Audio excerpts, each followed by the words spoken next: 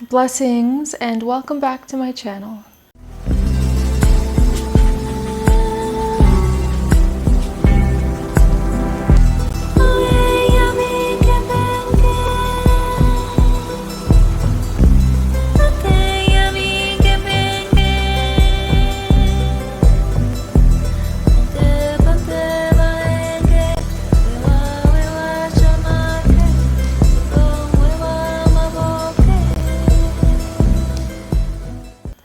Today we're going to be talking about the new moon happening on January 21st at 8:53 p.m. UTC.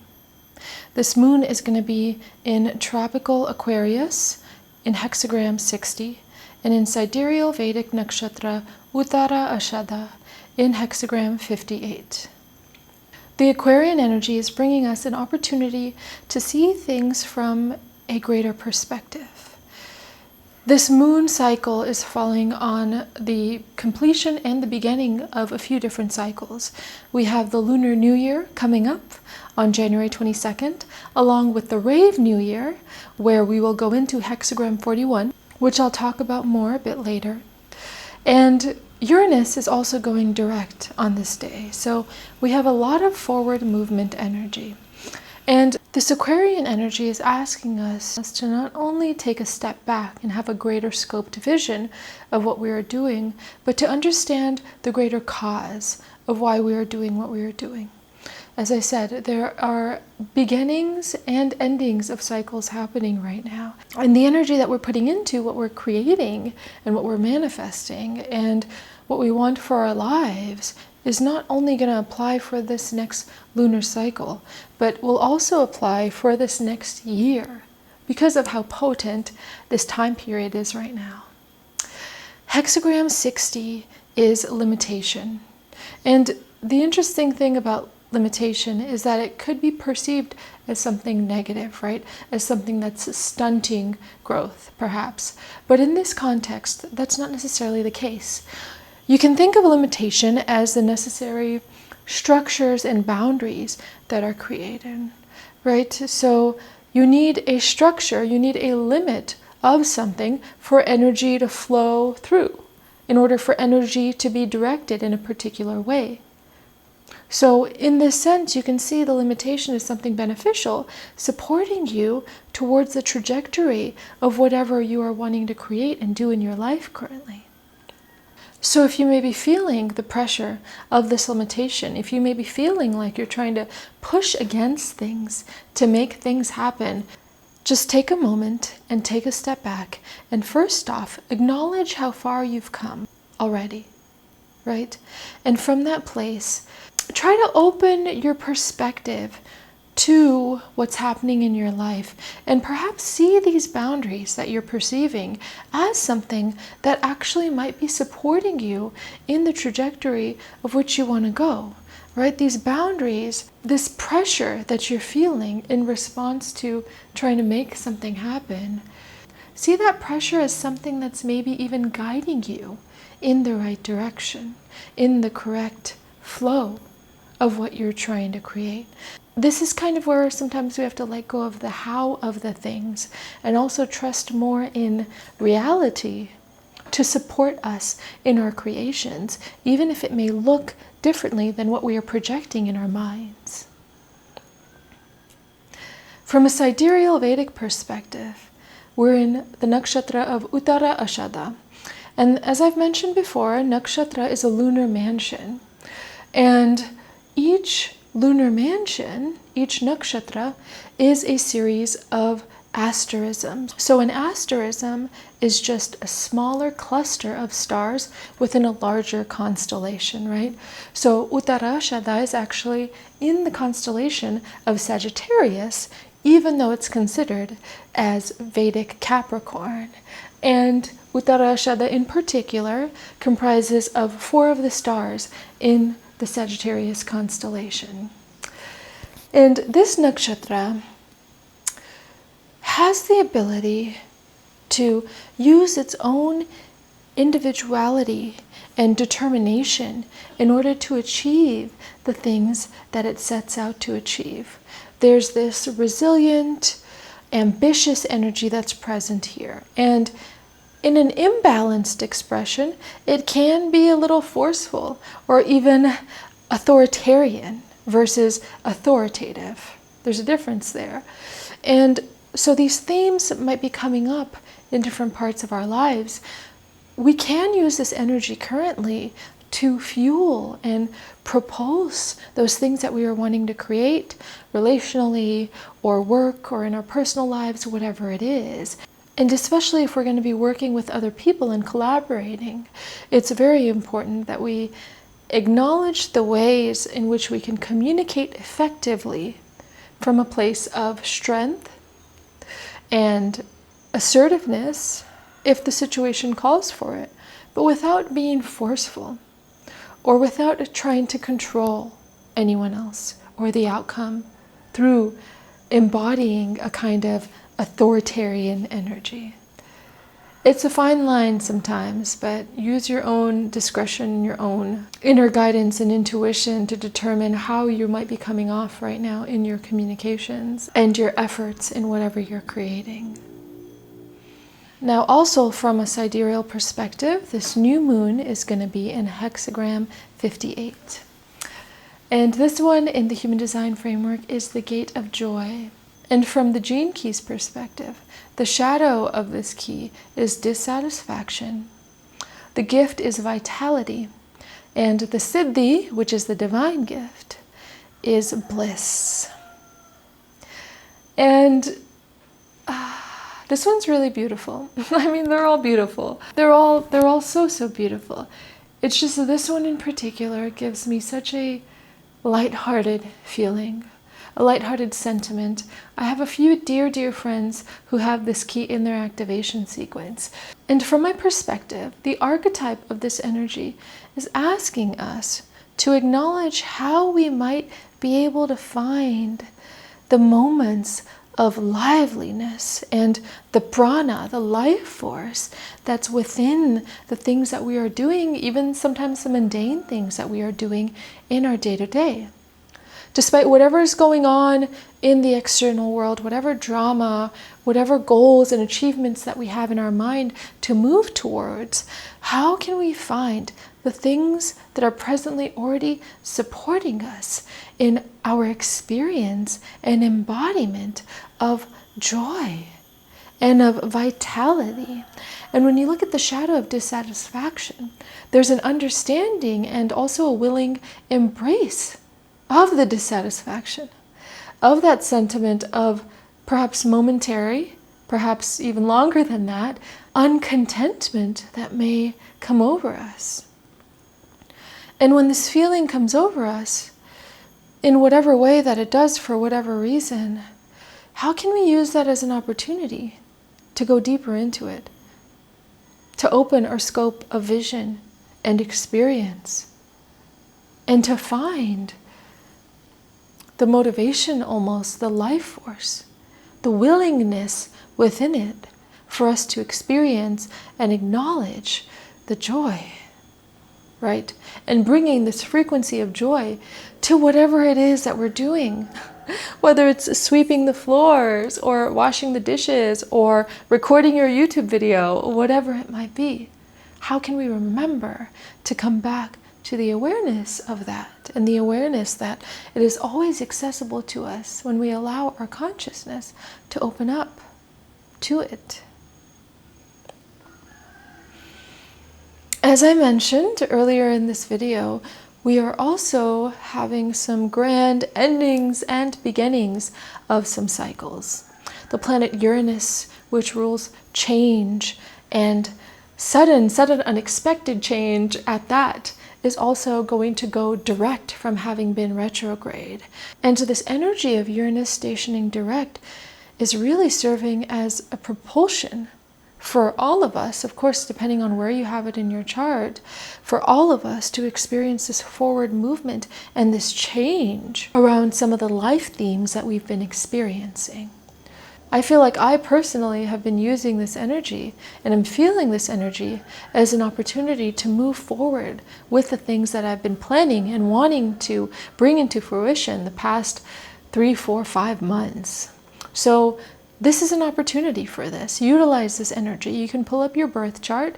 Astro.com is a great website that I use. No, they are not currently sponsoring me. This is just me sharing from my experience. You can go and look at your transit chart and see which house Uranus is going to be in your birth chart. And this will give you an idea of how this Uranus direct energy is going to be impacting you.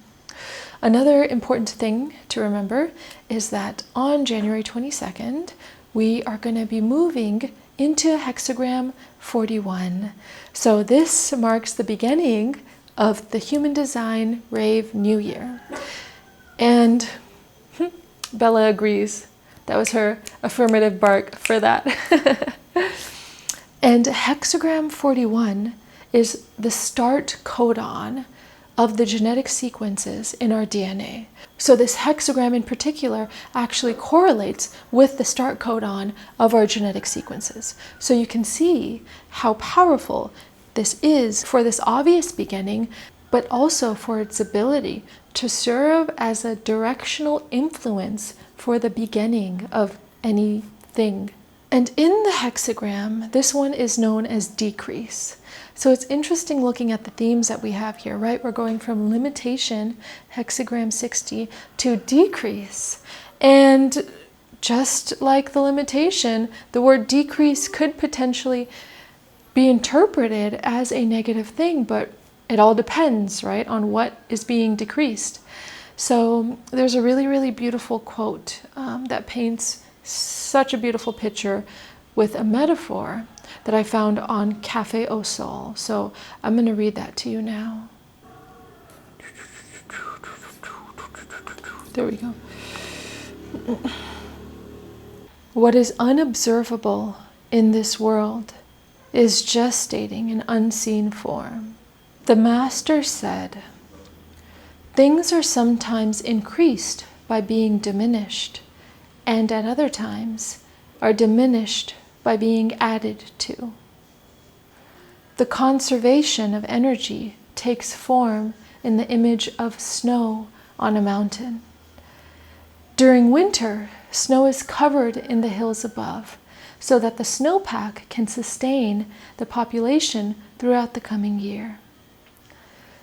The flowing water or energy of future rivers remains in an inanimate condition that demonstrates how nature does not destroy, but conserves and transforms. Sun asks you to begin to discern the subtle way that this might be occurring around you.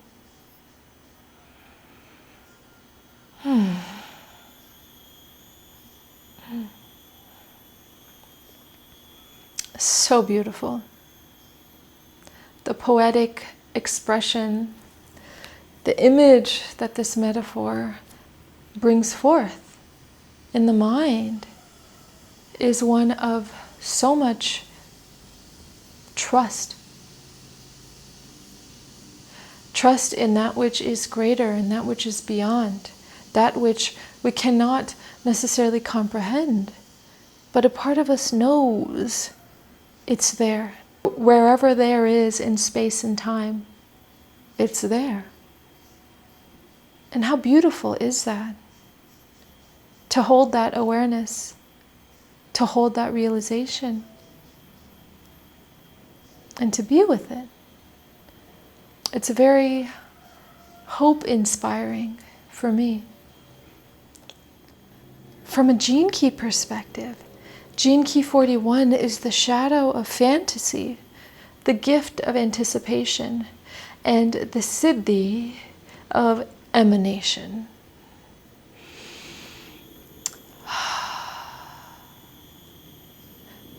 The fantasy is asking us to notice our illusions and notice the projections we have of our illusions and how we might not be fully seeing or even allowing the full potential of reality to come forth because of those projected illusions. The fantasy is there saying, it has to be like this, or I know exactly what it's supposed to look like, or this is exactly what I want it to look like. which is fine, which is okay, which can be a natural way that we experience desire, right? And there's a difference between the fantasy versus the anticipation, right? It even brings forth a different nuance of expression of how the energy is embodied. From my perspective, fantasy is this mental projection of this almost virtual reality, where anticipation is allowing me to be in and settled in my body and my being, and I'm still allowing the desire, I'm still allowing that hope, I'm still allowing that want to be, yet there's more spaciousness between me and reality, right? Because I'm not energetically projecting whatever fantasy out into all the things. I'm allowing the space for that which will come forth to come forth. And what I am embodying, this anticipation, naturally changes the frequency of what I am emitting. And emanation, I loved listening to the description of this one from Richard Rudd's recording. So, so beautiful. And what's interesting is there is almost this essence of embodied propheticness in it, but not a mental prophecy, not a linear, I know this to be true kind of prophecy. It's a different kind of texture of knowing. And it's knowing that through the allowing almost can support or influence or contribute to the creation of what is happening, right? Can emanate the creation of what is happening. I really feel like I'm speaking to something that can't necessarily be explained with words, but I trust that it can be felt with your being. It can be comprehended with your greater, your higher mind.